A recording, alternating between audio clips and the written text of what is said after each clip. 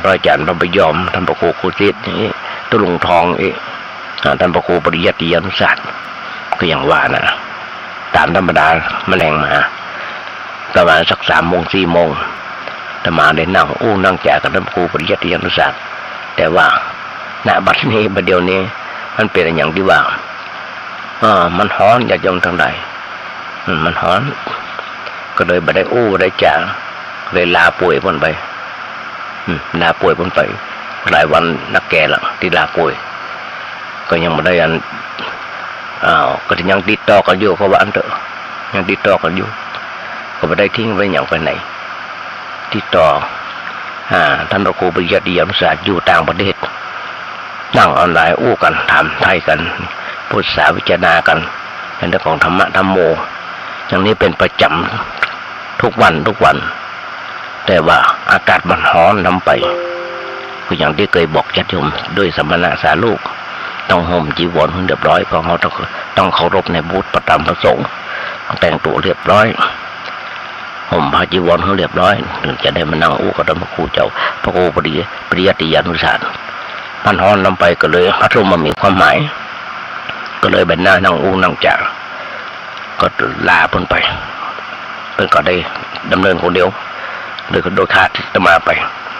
ก็มีแฟนคลับหลายคนที่ถามไทยถามหาญาติโยมทั้งหลายชีวิตของคนเฮามาทบทวนกันสักน้อยอย่างที่บอกชีวิตคือความเป็นอยู่ของคนเฮาจะอายุสั้นจะอายุยาว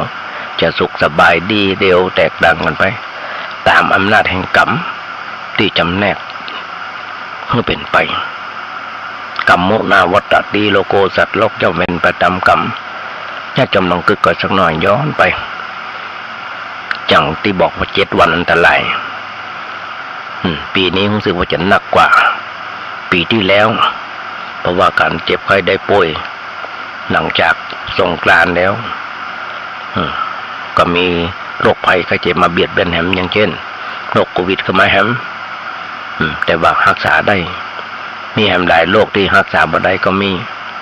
นั่นคือโรคฮอนด้ายามาฮ่าโรคจุฬานั่นคือโรคแบบประมาทเดือดร้อนฮอนใหม่บางคน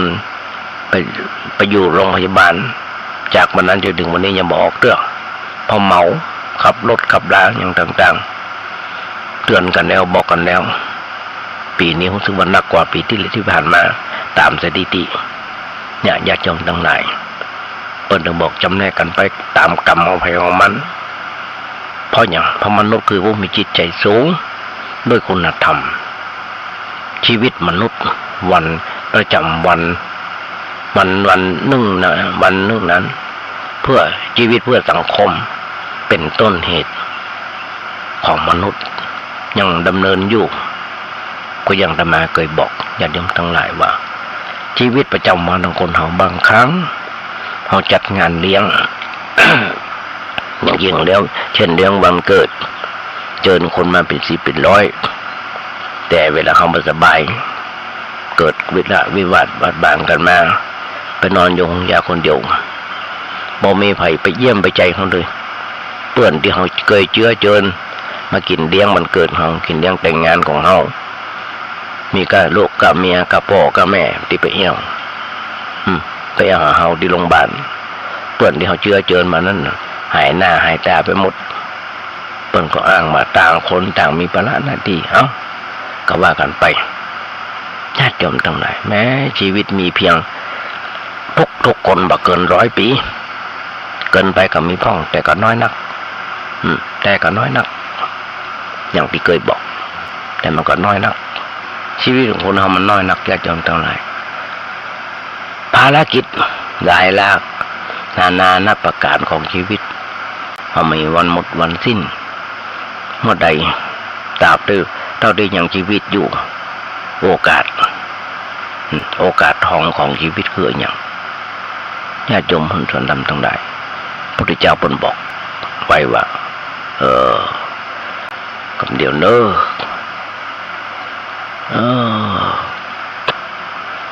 ภารกิจของคนเราหลากหลายนานาประการของชีวิตมันมีวันหมดวันสิ้น ตราบเท่าที่ยังมีชีวิตอย่างน้อยๆก็ต้องทำหน้าที่หายใจหายใจให้ดีที่สุดมันหายใจบกพร่องอย่าจมตลายยุคนี้สมัยนี้ยิ่งจังหวัดเชียงใหม่ของเราโดยเฉพาะตำบลสุเทพไฟไหม้หลายอันหลายอย่างเปิ้นเฮามลภาวะเป็นพิษพอมลภาวะเป็นพิษแล้วมันทำให้เราหายใจบกพร่องอย่างน้อยๆก็คือที่อย่างที่บอกเขาก็จะหันได้ว่าเขาจะหันได้ว่าสิ่งที่มันทำมันเป็นพิษของเขาคือในชีวิตของเขาก็คือการหายใจของเขารู้สึกว่าจะลำบากมันเป็นโอกาสทองของเขาฝนก็บ่ตกแต่ว่ามันซึ่งก็น้อยเดียวโอกาสทองของชีวิตของเขามันคืออันอย่างญาติโยมทั้งหลายพระพุทธเจ้าเพิ่นอู้ว่าการเกิดมาเป็นมนุษย์แสนยากนะโอกาสทองของชีวิตที่แสนยากนะคือการได้เกิดเป็นมนุษย์แล้วได้สร้างบารมีเพื่อดับทุกข์ชีวิตมนุษย์เท่ากับเพียงเสี้ยววันของเราเทวดาที่น้อยนักแต่สำคัญอย่างมหาศาลพระพุทธเจ้าพูดไว้เตือนสติว่าอุปมาเทนะสัมปรเทนะว่าเธอทั้งหลายอย่าประมาทญาติโยมทั้งหลายอย่างที่มาตอนต้นรายการว่าทุกคนและหลายคนที่ประมาทในชีวิตขับรถขับรางแอวปีใหม่กันก็การทะเลาะวิวาทบาดหมางกันนอนอยู่ห้องยาก็มีนอนอยู่เมนโยศาลาศพก็มีนักหนาปาป้านวันนี้กำลังขึ้นศาลกันยังมาจบประเสียงกันเดียวเพราะความประมาทนี้ทำให้เกิดการเกิดเป็นมนุษย์ตกลงสู่ความเป็นสัตว์นรกเป็นสัตว์เป็นนรกเดรัจฉานเปรตอสุรกายตั้งหน้าหนีออกจากความเจริญคือบุญกุศลเหี่ยมนุษย์มีต่างกันไปก็อย่างที่บอกตามกรรมและความประพฤติเช่นกายเป็นคนแต่ตัวเป็นแต่จิตใจเต็มไปด้วยความหิวโหยกระวนกระวายหาความสุขคือบุญมาได้เพียงเป็นห้องว่ามนุษย์เปรตเพราะธรรมดาว่าเปรตมันมีความสุขเลยมอเสวยผลของวิบากอยู่มนุษย์ที่เป็นมนุษย์อย่างสมบูรณ์คือมนุษย์ที่มีศีลเป็นพื้นฐานของชีวิตและพร้อมเพื่อเจริญกุศลความดียิ่งขึ้นไปจนกว่าจะสิ้นทุกข์ญาติโยมน้องก็เกิดตะบาวันซื่นตะมานได้ดูข่าวที่พ่อตีตบตีลูกมาเป็น15-16 ปีจบตีเมียลูก2 คนจนหนีไปเพิ่งกับหน่วยของราชการหน่วยราชการญาติโยมทั้งหลายลองก็เกิดเพราะฉะนั้นชีวิตมนุษย์เลยเป็นโอกาสทองในการก้าวขึ้นสู่ความสุขและความบรมสุขอย่างยิ่งในเวลาอันสั้นอย่างน้อยๆคือการบำเพ็ญทานศีลภาวนาเป็นประจำชีวิตความเป็นอยู่อายุชีวิตชีวันชีวิตอินทรีย์เพราะฉะนั้นเป็นแบบนี้ญาติโยมทั้งหลายก็อย่างที่บอกผู้มีใจสูงก็คือมนุษย์ของเราอย่างใดย้อนรอยความไปครั้งสมัยเจ้าชายสิทธัตถะพระราชกุมารเพิ่นได้ตั้งปณิธานเพื่อจะตรัสรู้เป็นองค์พระสัมมาสัมพุทธเจ้ามาแล้วในอดีตชาติซึ่งในขณะนั้นพระองค์จะต้องพรั่งพร้อมประโดยธรรมที่ให้สำเร็จพระสัมมาเป็นสัมมาสัมพุทธเจ้าสัมมาสัมพุทธญาณเปิ้นได้แสดงไว้เป็น8 ประการเปิ้นห้องว่าธรรมโมทานธรรมสโมทาน นั่นคือการประชุมพร้อมของธรรมความปรารถนาของพระพุทธองค์โดยสำเร็จได้ญาติโยม8ประการที่บอก1พระองค์จะต้องได้ความเป็นมนุษย์ต้นอธิบายว่าในชาติที่ปรารถนาความเป็นพระพุทธเจ้าจะต้องมีอัตภาพเป็นมนุษย์สมบูรณ์ด้วยสติปัญญาและร่างกายบ่พิกลพิการตามปรารถนาจึงจักสำเร็จ2พร้อมด้วยเพศอธิบายว่าชาติที่พระองค์ได้เกิดเป็นมนุษย์แล้วจะต้องเป็นเพศบุรุษตอน3สมบูรณ์ด้วยเหตุอธิบายไว้ว่านอกจาก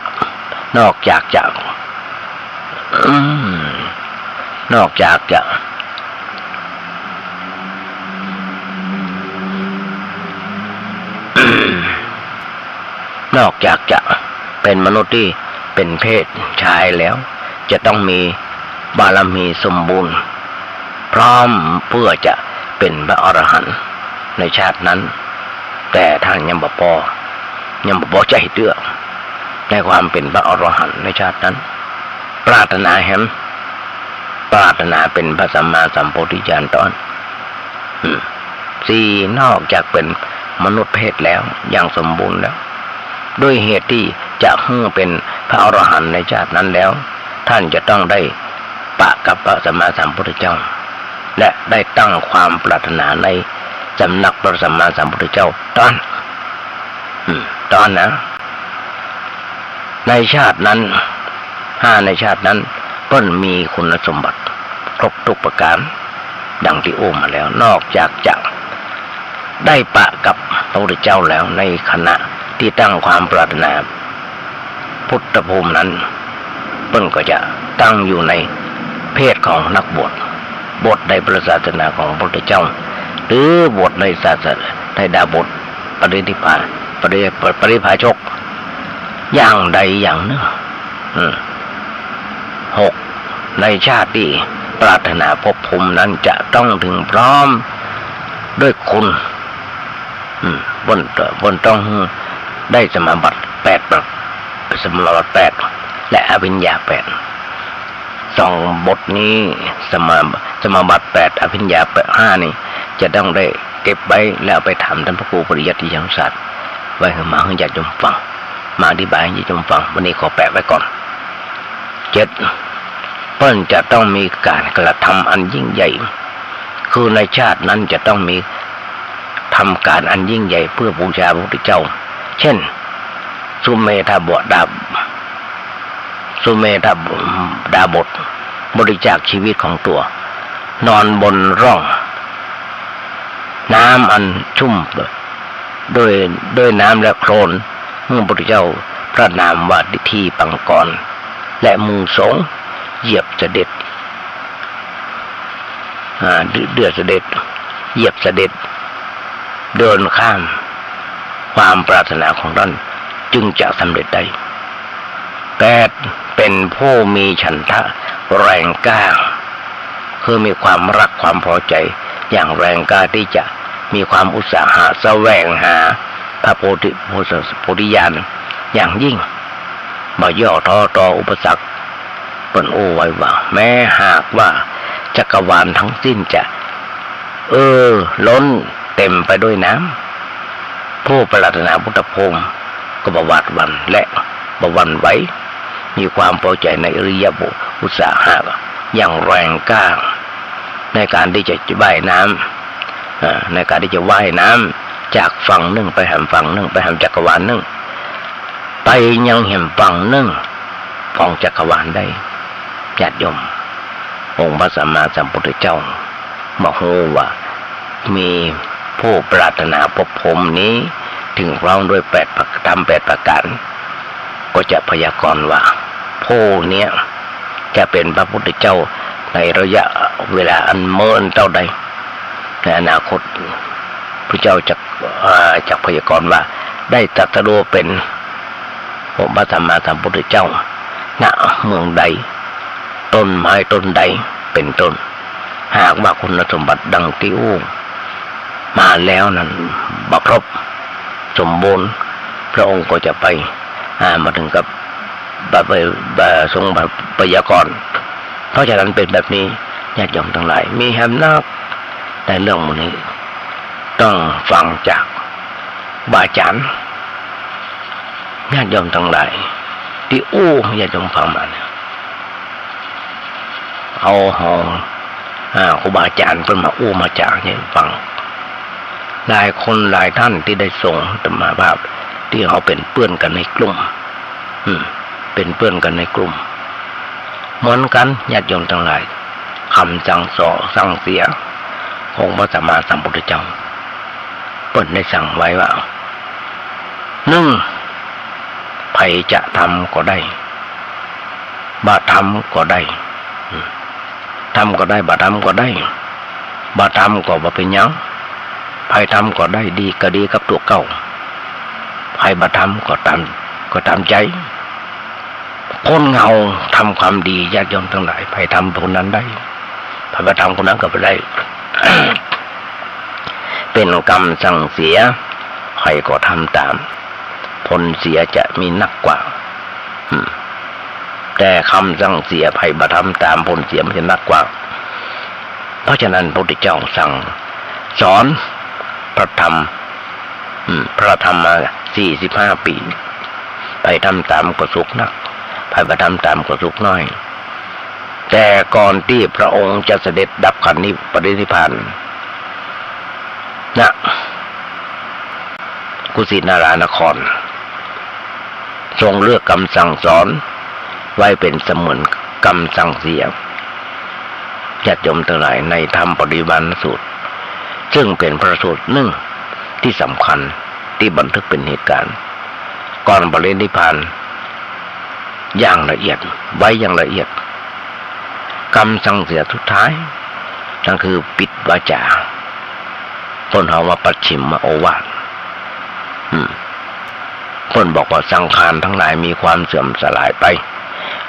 เป็นธรรมดาญาติโยมทั้งหลายจงอย่าจงถึงพร้อมด้วยความประมาทเพราะฉะนั้นสติเป็นบ่อเกิดแห่งความสำเร็จความประมาทเป็นประตูแห่งความล้มเหลวนะเป็นแบบนั้นหรออันนี้คือปัจฉิมโอวาทหรือว่าคำสั่งเสียสุดท้ายของพระสัมมาสัมพุทธเจ้าเราก็เกิดว่าครั้งหนึ่งนั้นในครั้งหนึ่งนั้นมีหำนักด่าบ้านที่จะโอ้ให้ลุงฟังอย่างที่บอกทุกเมื่อเช้าวันนี้คนเฮามันขาดอะไรอย่างขาดศีลขาดธรรมอย่างไรแต่มาถึงบอกอยากจำได้ว่าถ้าโลกนี้มีธรรมประจำที่เมื่อทำดีจะไม่ดีมีที่ไหนมีสุขบ้างทุกบ้างช่างอะไรเป็นวิสัยของมนุษย์ปุถุชนมันขาดกันแบบนี้ญาติโยมทั้งหลายขาดศีลขาดธรรมกัน อยู่ทุกเมื่อเช้าวันเพราะฉะนั้นคนเฮาต่างคนต่างสรรหาแต่ความสุขกันกัมมุนามตติโลโกอย่างที่อู้ต่อต้นจัดโลกย่อมเป็นไปตามกรรมคนสุขคนทุกข์ต่างกันเพราะกรรมคนดีคนเลวต่างกันก็เพราะกรรมคนรวยคนทุกข์ต่างกันเพราะกรรมคนฉลาดคนโง่ต่างกันก็เพราะกรรมคนสวยคนขี้เหร่ต่างกันก็เพราะกรรมคนยศสูงยศต่ำต่างกันก็เพราะกรรมคนโรคน้อยโรคนักต่างกันก็เพราะกรรมคนอายุยืนอายุสั้นต่างกันก็เพราะกรรมแค่จำลองก็เกิดคนบางคนอยู่ในท้องแม่ก็ตายแล้วเกิดมาก็ตายใหญ่หน้ากะบางกำลังมีงานทำเรียนจบแล้วเป็นด็อกเตอร์โดยทำซ้ำอายุสั้นตายบางคนเป็นผู้หลักผู้ใหญ่เป็นผู้ที่มีอำนาจวาสนาเป็นผู้ที่มีอุปการะคุณต่อประเทศชาติต่อบ้านเมืองกว่าอายุสั้น ยังเมื่อกี้วันที่ผ่านมามีคณาจารย์หมอด้วยทำซ้ำถ้าจำมาพิษ3-4 ท่านที่ผ่านมาไปถึงอายุกรรมไปแก่กรรมไปไม่ใช่แก่กรรมอ่ะอายุ40-50กำลังประพฤติปฏิบัติดีๆเป็นหมอด้วยเป็นพยาบาลด้วยเป็นเจ้าหน้าที่ด้วยเป็นโรคปอดเป็นโรคปอดเป็นโรคมะเร็งเพราะไอพิษเพราะฝุ่น PM2.5บัดนี้เปิ้นวิจัยมาแล้วเปิ้นได้อู้มาแล้วปีละหลายๆคนด้วยกันอันเนี้ยญาติโยมทหารก็เพราะฉะนั้นคนเฮาต่างกันก็เพราะกรรมจะดีจะเดียวก็เพราะกรรมโรคน้อยโรคหนักต่างกันก็เพราะกรรมเปิ้นถึงบอกหลายๆครั้งที่เฮาได้ฮู้ได้หันกันว่าโรคมะเร็งจะมาพรากคนไปจากเมืองมนุษย์หนักขึ้นทุกวันทุกวัยเวลาเพราะอย่างมะเร็งนั้นมันมาหลายทั่วหลายอย่างหลายอันด้วยกันหลายอย่างหลายอันหลายอย่างหลายอันด้วยกันเฮาจะหูเฮาจะหันได้เฮาจะหูเฮาจะหันได้อยู่ทุกเมื่อวันเพราะว่าจะเป็นการกินการหายใจการใจของอย่างต่างๆเขาจะหันได้เพราะฉะนั้นนี่แหละญาติโยมทั้งหลายเขาจะหันได้บ้าโมเฮานั้น มันจะเป็นอย่างไรกันครั้งหนึ่งนั่นคือคนเฮานั้นหายดีที่ห่างอยู่ที่การกระทำของคนเฮานั้นหายดีที่ห่างอยู่ที่การกระทำของคนเฮาจะต้องช่วยกันคนเข้าถึงธรรมะรู้จักหลักธรรมในทางพุทธศาสนาขั้นเป็นต้นก่อนคือต้องให้มันรู้เรื่อง อย่างนั้นหูตั้งแต่ละอ่อนแต่บางทีนั้นพ่อแม่บอกว่าเราภาษากับเกี่ยวกับธรรมะนับถือศาสนาก็เพียงแค่ชื่อเราเลยต้องหาทางช่วยเหลือกันวิธีอื่นอย่างเดียวญาติโยมทั้งหลายนี่ละอ่อนหลายๆคนที่ธรรมะคือเป็นการระลึกชาติหรือว่าอดีตชาติธรรมะมาอยู่ถึงเป็นละอ่อนไปขอบวชจากแม่จากพ่อแม่ก็กลัวบวชเหมือดลวดเลยนอน5-6 ขวบ 7-8 ขวบก็นั่นเองหัวบวชไปจนมาเบิดไปซึกก็บวชแค่3 วัน 7 วันแล้วก็ลาสิกขามานี่ก็เปิ้นกลัวแต่ก็ยังไฟธรรมะอยู่เป็นที่น่าชื่นอกชื่นใจกับพุทธศาสนาและพ่อแม่ของเปิ้นญาติโยมทั้งหลายบางคน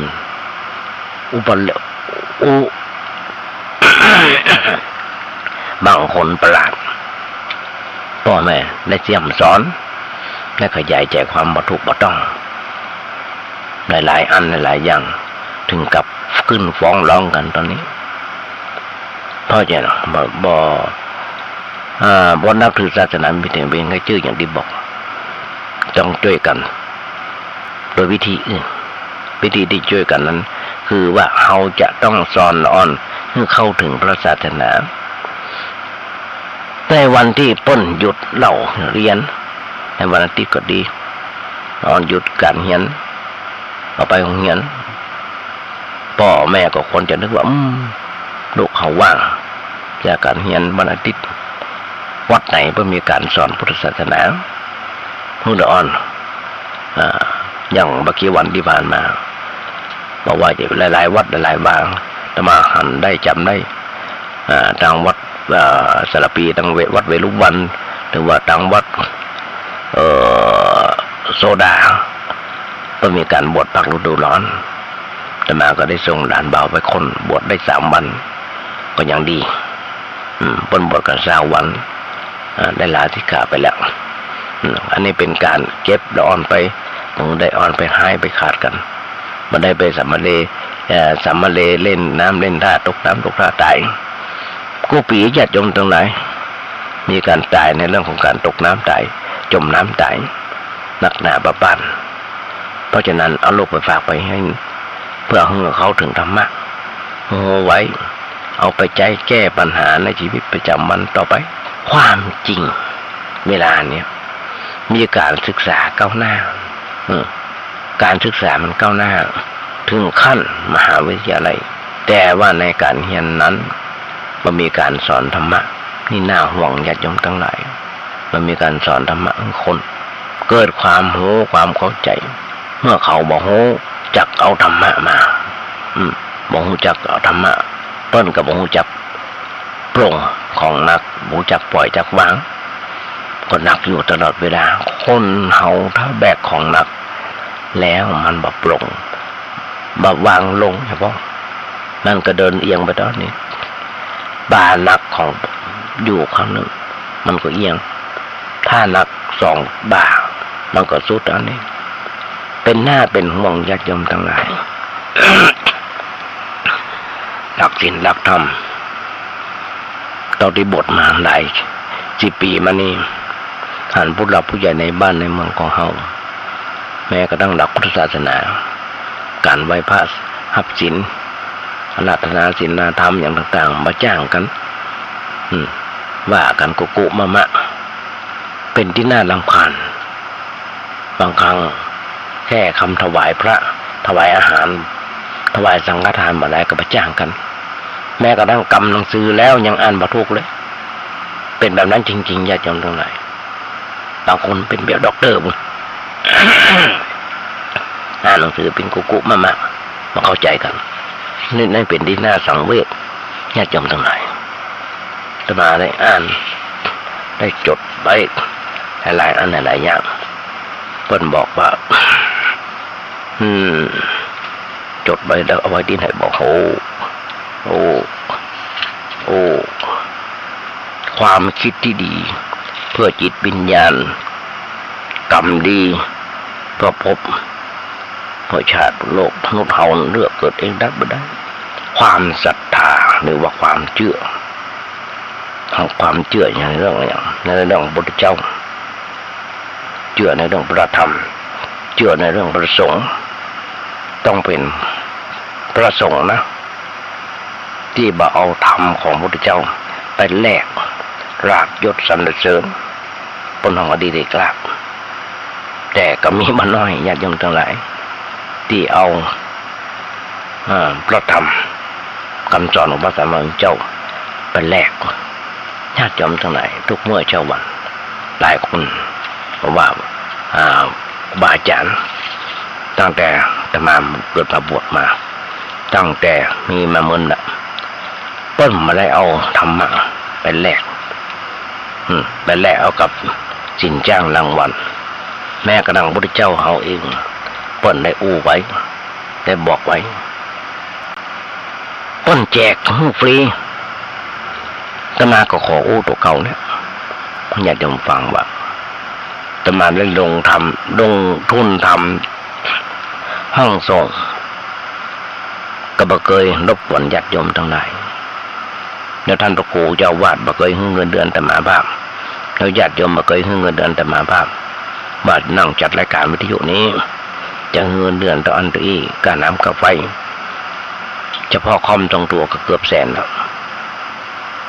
ยังจออย่างมิกเซอร์หลายอันหลายอย่างที่ต้องใช้เป็นแสนละญาติโยมทั้งหลายแต่บ่เคยเดือดร้อนญาติโยมทั้งหลายเลยบ่เคยเรียรายญาติโยมฟรีทั้งนั้นญาติโยมทั้งหลายอาตมาส่งไปให้เทพไปให้ท่านพระครูสมุวิศวะวรกิจโจแต่ละวันแต่ละครั้งทางวัดไฟหินก็ฟรี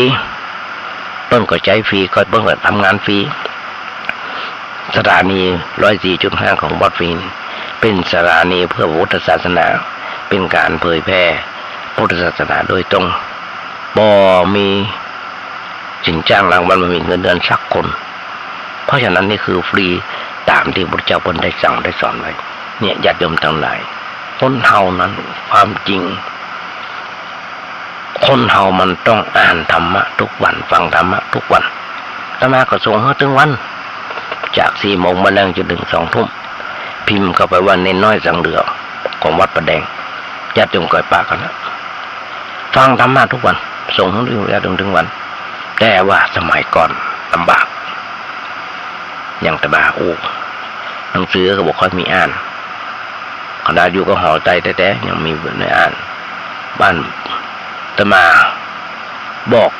ย้อนรอยถอยคำมันอยากจะฟังว่าตะมาไปเรียนหนังสือที่วัดอุโมงค์ท่านพระครูบุญเลิศชัยวังโสท่านพระครูจรินโทต้นได้แจกหนังสือตะมาแจกหนังสือตะมาเกือบจะทุกวันทุกครั้งที่ไปทั้งเทพไปเจ้าประมาณแล้วก็เทพของหลวงพ่อปัญญาเพื่อแจกให้ตะมาเอามาอ่านมาฟังกันเป็นแบบนั้นหรอหนังสือของหลวงพ่อปัญญามีเต็มห้องตะมาภาพตอนนี้มีมาตั้งกว่า100 เล่มมีมาตั้งกว่าเป็น100 เล่มมีนักดาบปาปานตะมาเข้าใจของหลวงพ่อปัญญาอ่านหลวงพ่อปัญญาฟังแล้วท่านพระครูโกศิษฐ์ปริยัติยาพรเพิ่นสอนตะมาภาพการจัดรายการวิทยุเป็นคนแรกเพิ่นสอนตะมาภาพมีคนให้โอกาสตะมาภาพในเรื่องการเผยแผ่ธรรมะตะมาก็ต้องทำตามที่ครูบาอาจารย์เพิ่นได้สั่งได้สอนอย่างที่บอกเป็นประจำญาติโยมทั้งหลายเพิ่นถึงบอกเราว่าธัมมังสรณังคัจฉามิธัมมังสรณังคัจฉามิเฮาถึงพระธรรมเป็นที่พึ่งไม่ใช่ถึงรูปวัตถุทั้งหลายเป็นที่พึ่งเอาธรรมะเป็นสรณะเอาธรรมะเป็นที่พึ่งโดยลำดับขึ้นไปเพื่อแก้ไขปัญหาชีวิตของเราเช่นเขามีความทุกข์มีความเดือดร้อนก็นี่คือพระพุทธเจ้าเพิ่นสอนของเราแล้วเพิ่นสอนพระพุทธเจ้าเพิ่นก็สอนทางเขาแล้วบอกว่าเมื่อมีทุกข์มากก็เกิดจากเหตุแล้วเหตุมันเกิดจากอย่างเหตุมันอยู่ที่ไหนก็เหตุน้อยอยู่ที่การกระทำเราเองอย่างคนที่เดือดร้อนทนไม่เดือดเนี่ยนอนอยู่โรงพยาบาลเดี๋ยวนะนอนอยู่โรงพยาบาลบางคนกำลังขึ้นศาลอยู่รอศาลตัดสินอยู่ก็เพราะการกระทำทั้งนั้นนั่นคือเมาเหล้าขับรถนอนอยู่ห้องยาเข้าเฝือกบางคนเป็นเดือนเพราะถูกการกระทำของเขานั้นการกระทำของเขานั้นการอู้กับการกระทำนั้นเริ่มต้นมาจากการคิดถ้าคิดผิดมันก็เป็นทุกข์ถ้าคิดถูกมันก็บ่เป็นทุกข์อู้ผิดมันก็เป็นทุกข์อู้ถูกมันก็มีความทุกข์อู้ผิดมีความทุกข์ความเดือดร้อนร้อนใจเป็นคดีความแหมถ้าอู้ผิดทำถูกก็หมดทุกข์ทำผิดก็เกิดความทุกข์ความเดือดร้อนมันอยู่ที่การกระทำอย่างนั้นต้องแก้ที่การกระทำของเขาเองอย่างน้อยๆต้องมันศึกษามันพิจารณาตัวเขาในเรื่องต่างๆเริ่มต้นปีใหม่แล้วกึดก่อนปีเก่าเป็นอย่างไรปีใหม่เป็นอย่างไรจะทำอย่างไรกันสมมติว่าเขาไปกินเหล้าเมาแล้วเกิดอะไรอย่างขึ้นบ้างเขาไปบอลการพนันเกิดอย่างขึ้นบ้างเขาไปด่าคนนั้นด่าคนนี้มันเกิดอย่างขึ้นบ้างเอาคิดริษยาคนอื่นใจเขามันเย็นกับว่ามันร้อนมีความสุขหรือว่ามีความทุกข์นั่นนี้ต้องมันคอยตรวจตาพิจารณาศึกษาค้นคว้าจากในจิตใจของจากการคิดของเขาก็จะพอหัน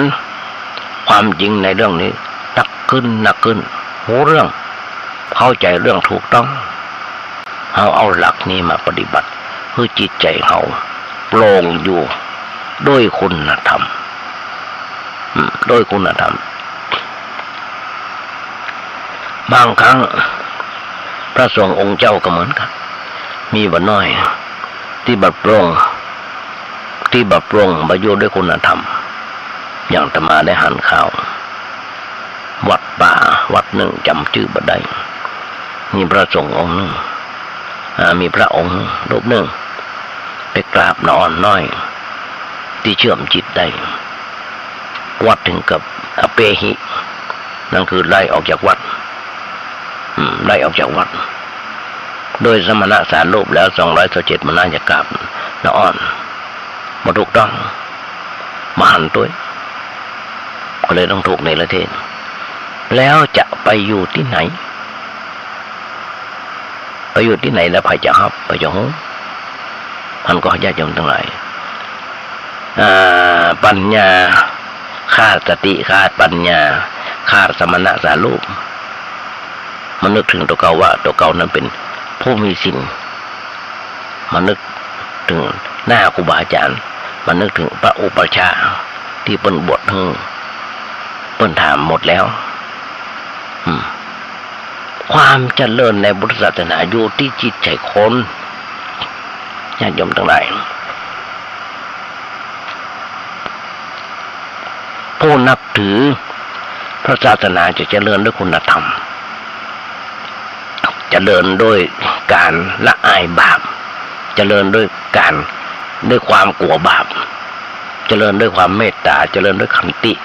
ความอดทนเจริญด้วยความเสียสละเพื่อประโยชน์เพื่อความสุขแก่ส่วนรวมมันแก่ส่วนตัวมีความเห็นแก่ความเจริญศาสนาก็บ่เจริญถ้าความเห็นแก่ตัวนะเห็นแก่ตัวเจริญศาสนาก็บ่เจริญหลักการอันเป็นอย่างมันเป็นแบบนี้ญาติโยมทั้งหลายอย่างตะวาวันซื่นนะครับได้สนทนากับญาติโยมแม่เตรียมทางบ้านหางดงมาคณะเป็นคณะ 4-5 คน4-5 คนมาดำหัวจากท่านพระครูเจ้าวาดดักลงมาดำหัวธรรมภาพได้สนทนากันมาแม่ฟังรายการอยู่เนิ่ตึงวันมันฮับอะไรอย่างนี้บางวันเปิ้นไปภารกิจถึงเปิ้นไปวัดไปบาก็บัดมาบัดตันฟังได้วันค่ำอุ่นห้องก็หึ่งหลานสาวเข้าเว็บไซต์ของเปิ้นพอเปิ้นดีใจญาติโยมทั้งหลายสถาคนเฒ่าคนแก่70-80ละดีจกดีใจคันนี้ได้ละคันนี้ได้ฟังแล้วอย่างนั้นอย่างนี้เปิ้นก็ดีใจกลับไปอันนี้เป็นการสืบทอดศาสนาอย่างหนึ่งเพราะฉะนั้นคนเราต้องรู้ว่าเขามีศาสนาอยู่ในจิตใจของเขาหรือไม่มีพระพุทธเจ้าอยู่ในใจของเขาหรือไม่มีพระธรรมอยู่ในใจของเขาหรือไม่มีพระสงฆ์อยู่ในใจของเขาหรือไม่เขาต้องรู้ว่ามีหรือบ่มีเวลาใดที่เขามีพระในใจสงบบ่วุ่นวายบ่เร่าร้อนเวลาใดบ่มีพระใจเขาเร่าร้อนวุ่นวายมืดบอดมืดบอดคือบ่มีพระประจำ บ่มีพระธรรมประจำใจแล้วมันเกิดมันก็ตกอยู่ในสภาพอย่างนั้นโหว่าความแตกต่างระหว่างการมีพระกับบ่มีพระมันมีสภาพอย่างใดโหจิตว่าเวลาเป็นทุกข์กับจิตบ่เป็นทุกข์แตกต่างกันอย่างใดหรือแล้วโหว่าอันอย่างมันเป็นเหตุให้เกิดการอย่างนั้นให้เกิดอาการอย่างนั้นสิ่งที่ทำได้ก็คือเกิดสุขคืออันอย่างสิ่งที่ทำให้เกิดความทุกข์คืออันอย่างต้องศึกษาค้นคว้าอยู่บ่อยๆญาติโยมทั้งหลายพระพุทธเจ้าเพิ่นบ่ได้สอนให้เฮาทิ้งหน้าที่การงานออกมาอยู่ในที่สงบอยู่ตลอดเวลาเขาก็ต้องทำงานตามหน้าที่ของที่เขามีแต่ว่าทำไปด้วยความมีศาสนาประจำใจมีพระพุทธเจ้าอยู่ในหัวใจมีพระพุทธเจ้าอยู่ในใจมีพระอยู่ในใจนั่นหมายความว่า การงานด้วยปัญญาทำงานด้วยปัญญาทำงานด้วยปัญญาทำงานด้วยจิตใจที่เต็มไปด้วยความกรุณาอย่างตะวาวันซื่นเปื่อนกูนึงสองคนเปื่อนกันนั่งกินเหล้ากันอยู่เปื่อนแหมคนจะไปเอาแกลลอนกับใส่ยางมันลักเอาน้ำมันบริษัท เพื่อเอาไปขายแต่เพื่อนบางคนมันยอมทำตัวเองก็เลยหนีมีการทะเลาะวิวาทกันมีแต่งกันนอนของอย่างเขาคงอยู่คงอย่างเนี่ยจำลองคือกระดอมีทำในขณะทำงานมีพระเจ้าอยู่ในหัวใจหัวตกงานอย่างต่างๆถ้าเปิดหูเปิดหันขึ้นมาหันก็จะยนทั้งหลายเพื่อนกันแท้ๆก็ยังทำร้ายกันแต่ในที่สุดก็ต้องเป็นเพื่อนกันคือเบาเรื่องเบาความกันนะอันก็เป็นจิตใจที่บริสุทธิ์ทำด้วยจิตใจที่เต็มไปด้วยความกรุณาทำงานไปด้วยจิตใจที่เป็นตัวเองแสดงว่าคนคนนั้นเป็นคนที่มีใจมีศีลมีธรรมอยู่ในหัวใจปนเลยแบบทำประหันตัวในการลักในการขโมยของน้ำมันของเจ้านายอันก็จะยมทั้งหลายเป็นข้าวเป็นข้าวต้นหอมว่าเป็นตัวเองแท้ๆคือใจที่บริสุทธิ์ถ้าเศร้าหมองแล้วก็มาใจของเดิมถ้าแอบไปช่วยเพื่อนเขาเพื่อนเบิ้ลลักของลักน้ำมันโดยกันแล้วกับเป็นสิ่งที่เดือดร้อนต่อไปฮะเนี่ยญาติโยมทั้งหลายเขาจะหันได้เปรียบเทียบได้กันง่ายๆเหมือนกับผ้าธรรมดาที่สีขาวผ้ามนก็ไม่ใช่สีขาวแล้วผ้าแดงก็ไม่ใช่สีขาวแล้วมันต้องมีอันอย่างเข้าไปปะไปปนอยู่เลยถึงเปลี่ยนสีไปอย่างนั้นฉันใดในสภาพชี้แจงคนเราก็ยังมันพองใสมันมีอย่างมาสมองความเศร้าหมองเกิดขึ้นก็เพราะมีสิ่งไปกระทบเมื่อแล้วเฮาบอกเต้าตันต่อสิ่งนั้นมันก็เกิดการปรุงแต่งเป็นราคะเป็นโทสะเป็นโมหะเป็นริษยาพยาบาทอันยังต่างๆขึ้นมาเป็นตัวเองในขณะนั้นแล้วเฮาจะรู้สึกว่าฮ้อนกับวนกับวายเช่นคนมีความโกรธโคตรคนอื่นนะมันเถอะแล้วลุกขึ้นไปตีเปิ้นแต่งเปิ้นอันนั้นไม่ใช่ตัวเก่าแล้วหรอแต่ความโกรธมันบังคับมือไปความพยาบาทคุกกลุ่นอยู่ในใจมันทำมือไปที่ทำไปนั้นเป็นอำนาจกิเลสมันสั่งมารมันสั่งไม่ใช่พระสั่งถ้าเป็นกรรมถ้าเป็นกรรมเพราะว่าพระนั่งพระสั่งต้องนั่งสงบถ้าเป็นพระสั่งเป็นคำสั่งพระแล้วต้องนั่งสงบบ่มีอันอย่างทำให้ภัยเดือดร้อนมาทำให้เดือดร้อนมามีความคิดที่เบียดเบียนภัยพอจิตใจที่มีปัญญาหูเหตุหูผลหูตนหูกาละทุกสิ่งทุกอย่างแต่ก็มีพระสงฆ์องค์เจ้าก็มีโดยสมณะสัญญาสมณะสาลูกหันข่าวที่เพิ่นลงข่าวกันก็หันอยู่ญาติโยมก็บ่ต้องเอาเป็นตัวอย่างบ่ต้องเอาเป็นตัวอย่างนั่นคือเป็นตัวอย่างที่บดีเพิ่นนิมนต์ไปฉันเพลขึ้นบ้านใหม่กลับไปตีไปต่อยกันบ่ถูกต้องในเรื่องของพระสงฆ์เพิ่นเฮาก็บ่ต้องไปทำตัวอย่างเป็นตัวอย่างที่บดีอย่างที่บอกแต่ต้องทำบ่อยๆสติมันถึงสติมันบกพร่องถ้าบ่ทำบ่อยๆต้องคอยกำหนดไว้รู้อาการของจิตของเฮาบ่อยๆแล้วจะรู้ว่าเฮาเป็นคนสงบเยือกเย็นบ่ใจร้อนบ่ใจเร็วบ่หุนหันพลันแล่นต่ออย่างที่มันเกิดขึ้นแล้วจะได้รู้ต่อไปว่ามันสุขกายสุขใจอย่างไรมันเย็นใจอย่างไรคนเฮาเนี่ยญาติโยมทั้งหลายวันหนึ่งถ้ามีโกรธไผสักคนหนึ่งเฉยสักวันหนึ่งใจมันสงบบ่มีความคิดริษยาไผบ่พยาบาทไผหรือบ่เกลียดไผมันก็สบายทั้งวันเลยคนอย่างนี้อายุมั่นขวัญยืนคนอย่างนี้นะอายุมั่นขวัญยืนคือร่างกายมันปกติจิตใจก็ปกติยังมีคนเฒ่า2 คนผัวเมียเมื่อกี้วันที่ผ่านเพิ่นมีข่าวกันเพิ่นลงข่าวไว้เพิ่นจะเอาพระมาแจกประมาณ100 กว่าองค์เลี่ยมทองไว้100มีร้อยเรียบร้อย เลี่ยมทองตัวมีสร้อยของตัวไปแจกพระแต่ละองค์ญาติโยมทั้งหลายที่เปิ้นมีอยู่หลายร้อยองค์เพื่อจะไปพิพิธภัณฑ์จำไม่ได้เป็นจังหวัดอะไรอย่างจำไม่ได้เป็นจังหวัดอะไรอย่างต้องไปค้นกันแล้วจะมาบอกคนที่ได้ไปดีอกดีใจญาติโยมทั้งหลายคนเฒ่าคนนี้อายุ88แล้วทั้งคู่2คนบ่มีบ่มีหยังละลูกหลานก็มีละบ่มีพอกินที่เปิ้นเอาแจกราคาหลายร้อยล้านเนี่ยญาติโยมทั้งหลายพระแต่ละองค์ก็มีราคาอันอยู่เพราะฉะนั้นเนี่ยญาติโยมทั้งหลายเปิ้นสุขกายสุขใจสบายอกสบายใจเปิ้นจะได้มอบไว้กับของดีไว้ที่พิพิธภัณฑ์มอบไว้เพื่อพุทธศาสนาทีนี้เวลาทำงานก็โหอยู่ที่งานเวลาหยุดงานก็โหอยู่ที่จิตที่มีความคิดของเฮาอันอย่างที่เป็นไฟอกุศลเช่นไฟราคะโทสะโมหะริษยาอู้กันบ่อยในเรื่องนี้อารมณ์อันอย่างที่ห้องว่ากิเลสประเภทต่าง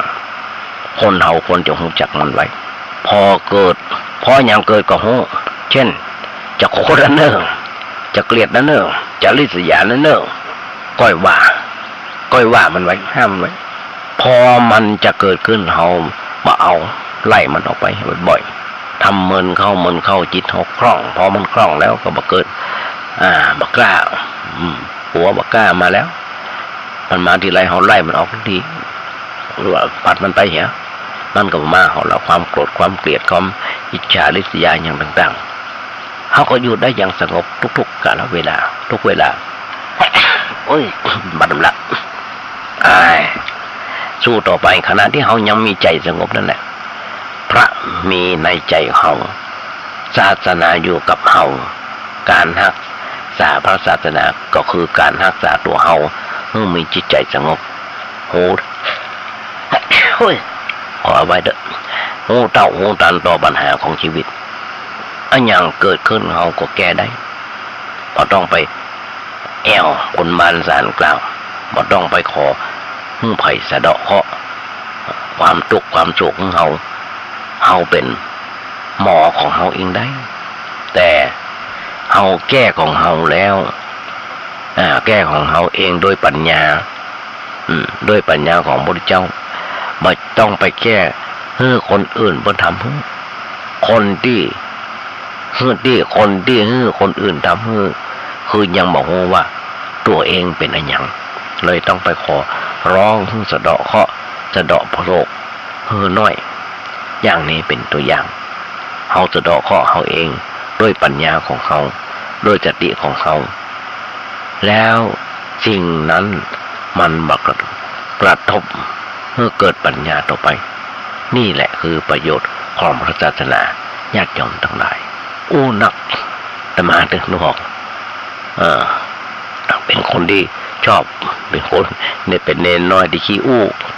เรื่องต่างๆทั้งญาติโยมฟังเพราะฉะนั้นมันมีเหตุเขาต้องอู้กันบางครั้งบางคนมันไปจมอยู่กับอดีตญาติโยมทั้งหลายมันไปจมอยู่กับอดีตไปจมอยู่กับอดีตอย่างญาติโยมน้องเกิดก็ดอกญาติโยมทั้งหลายพอตั้งจบแล้วเรียกว่าเวลาหมดแล้วต้องเอานำรายการนี้จากไว้มาจบแล้ววันนี้ต้องโอ้กันในวันต่อไปถ้ารายการวันนี้ก่อนจะเอารายการนี้จากไปขอฝากงานบุญงานกุศลญาติโยมทั้งหลายงานแรกก็คือการก่อร่างห้างแปลงซ่อมแซมเสนาสนะที่วัดประแดงงานที่2คือวันที่25-26ของเดือนพฤษภาคมนี้เป็นวันกตัญญูทำบุญวันกตัญญูของพระเจ้าติโลกราชหรือว่ามีการมอบกองทุนในวันครบรอบวันเกิดของท่านพระครูผู้ศรีปริยัติยาภรณ์เป็นวันกองทุนพระเจ้าติโลกราช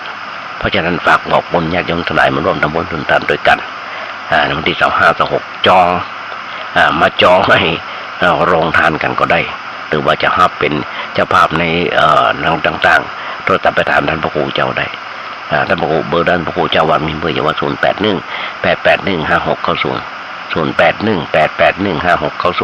ปะถ้าท่านพระครูเจ้าวัดก็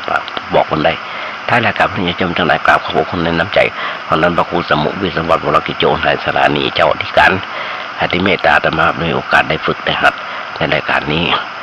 แล้วจะมีทำต่อไปทำอยู่ญาติโยมทั้งหลายหวังใจเป็นอย่างยิ่งวันนี้ญาติโยมคนได้อาอย่างมานักก็น้อยรายการนี้วันนี้อาจจะเป็นวันครบรอบวันเกิดของใครคนใดคนหนึ่งมาประกอบหน่วยพรสถานเยี่ยมทั้งหลายมีความสุขมีความเจริญที่สิ้นหนึ่งมูลนิธิครูบาศรีวิจัยโดยนายพยูนมีทองคำประธานมูลนิธิขอเชิญชวนชายไทยที่มีความเลื่อมใสในพระพุทธศาสนาและครูบาเจ้าศรีวิจัยที่มีอายุ20 ปีบริบูรณ์ขึ้นไปสมัครเข้ารับการอุปสมบทเพื่อศึกษาและปฏิบัติวิปัสสนากรรมฐานณวัดร่ำเปิงตะโปธารามเป็นเวลา9 วันในชื่อรุ่นถวายพระราชกุศลเฉลิมพระชน72 พรรษาตั้งแต่วันที่11 มิถุนายน 2567 ณ วัดพระศรีวรมหาวิหารโดยบ่มีค่าใช้จ่ายใดๆทั้งสิ้นผู้สนใจสมัครเข้าร่วมโครงการหรือร่วมสนับสนุนตามกำลังศรัทธาโปรดติดต่อสอบถามรายละเอียดเพิ่มเติมได้ที่นายพยุนมีทองคำโทรศัพท์ 0897007939 ได้ตั้งแต่วันนี้จนถึง 31 พฤษภาคม 2567 ในเวลาราชการจัดงานยิ่งใหญ่งานวิสาขบูชาโลกนะครับชวนประชาชนร่วมเป็นเจ้าภาพตอกย้ำไทยเหมาะเป็นศูนย์กลางพระพุทธศาสนารัฐบาลนะครับเตรียมพร้อมเป็นเจ้าภาพจัดงานวิสาขบูชาโลกระหว่างวันที่19 ถึง 20 พฤษภาคม 2567 และเนื่องด้วยปีนี้เป็นปีมหามงคลเฉลิมพระชนมพรรษา 6 รอบ 72 พรรษานะครับจึงมีกำหนดจัดเชิญผู้นำทางศาสนาและพุทธศาสนิกชนมาร่วมงานถึง 73 ประเทศด้วยกันโดยจะประชาสัมพันธ์อย่างเต็มที่เพื่อให้งานวิสาขบูชาโลกนะครับที่ประเทศไทยเป็นเจ้าภาพออกสู่สายตาชาวโลกอย่างยิ่งใหญ่ให้ทั่วโลกเห็นว่าประเทศไทยเหมาะที่จะเป็นศูนย์กลางทางพระพุทธศาสนาจึงขอเชิญชวนนะครับพุทธศาสนิกชนร่วมกันเป็นเจ้าภาพที่ดีต้อนรับคณะผู้ร่วมงานตลอดจนเข้าร่วมกิจกรรมทางศาสนาร่วมสืบสานและน้อมนำหลักธรรมคำสอนทางพระพุทธศาสนาไปใช้ในชีวิตประจำวันเพื่อถวายเป็นพระราชกุศลและเป็นสิริมงคลแก่ตนเองและครอบครัวครับ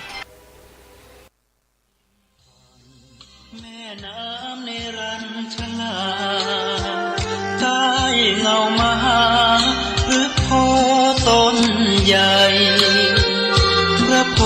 ธิสัตว์ทรงตรัสว่าขอเชิญร่วมปฏิบัติธรรมบวชชีพราหมณ์เนกขมะ